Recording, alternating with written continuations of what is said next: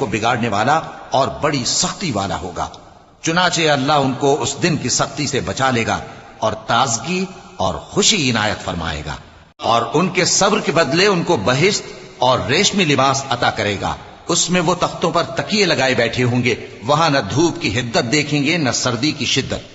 ان پر درختوں کے سائے قریب ہوں گے اور میووں کے گچھے جھکے ہوئے لٹک رہے ہوں گے، اور خدام چاندی کے برتن لیے ہوئے ان کے ارد گرد پھریں گے، اور شیشے کے نہایت شفاف پیالے، اور شیشے بھی چاندی کے جو ٹھیک اندازے کے مطابق بنائے گئے ہیں۔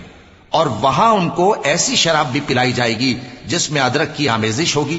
یہ بہشت میں ایک چشمہ ہے جس کا نام سلسبیل ہے، اور ان کے پاس لڑکے آتے جاتے ہوں گے جو ہمیشہ ایک ہی حالت پر رہیں گے۔ جب تم ان پر نگاہ ڈالو تو خیال کرو کہ بکھرے ہوئے موتی ہیں۔ اور بہشت میں جہاں آنکھ اٹھاؤ گے کثرت سے نعمت اور عظیم الشان سلطنت دیکھو گے۔